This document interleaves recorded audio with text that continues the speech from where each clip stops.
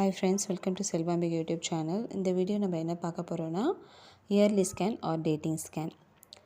So once வந்து urine pregnancy test வந்து confirm ஆகிடுச்சுன்னா நீங்கள் ஹாஸ்பிட்டல் போய்ட்டு பாசிட்டிவ்னு சொல்லிட்டு காமிக்கும் போது ஃபஸ்ட்டு எழுதி தர ஸ்கேன் வந்துட்டு இந்த இயர்லி ஸ்கேன்.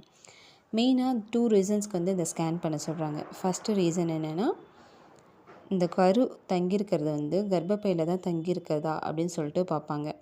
ஏன்னா டியூப்பில் வந்து தங்கிடுச்சுன்னா கரு வந்து வளர்கிறதுக்கான இடம் வந்து அங்கே கிடையாது. ஸோ வந்து சீரியஸான காம்ப்ளிகேஷன்ஸ்லாம் வரும்.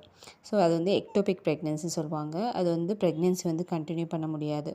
ஸோ கரெக்டாக வந்து யூட்ரஸில் தான் வந்து இம்ப்ளான்ட் ஆகிருக்கான்னு பார்க்குறதுக்காக மெயினாக அந்த ஸ்கேன் பண்ணுறாங்க. செகண்ட் வந்து குழந்தைக்கு இதய துடிப்பு வந்துடுச்சா, இந்த ஃபீட்டஸ்க்கு வந்து இதய துடிப்பு வந்துடுச்சான்னு சொல்லிட்டு பார்ப்பாங்க. இந்த 2 ரீசனுக்கு தான் மெயினாக வந்துட்டு இந்த இயர்லி ஸ்கேன் பண்ணுறாங்க. ஸோ வந்து இந்த ஸ்கேன் எப்போ பண்ணணும் அப்படின்னா ஒரு 6 to 8 வீக்ஸ்.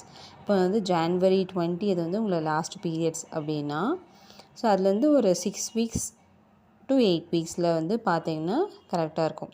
ஏன்னா பிஃபோர் 6 வீக்ஸ்னால் ரொம்ப சின்னதாக இருக்கும். அப்போ வந்து ஹார்ட் பீட் வந்து வந்திருக்காது. ஸோ வந்துட்டு ரொம்ப இயர்லியாக பார்க்கும்போது அதாவது ஒரு சிலவங்க 5 வீக்ஸ்லாம் பார்க்கும்போது ஹார்ட் பீட் இல்லை அப்படின்னா 2 வீக்ஸ் கழிச்சு ரிப்பீட் பண்ண சொல்லுவாங்க.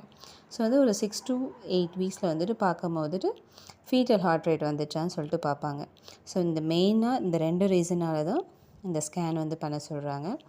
ஸோ இந்த இன்ஃபர்மேஷன் உங்களுக்கு பிடிச்சிருந்துச்சுன்னா like, subscribe and share with your friends. Thank you.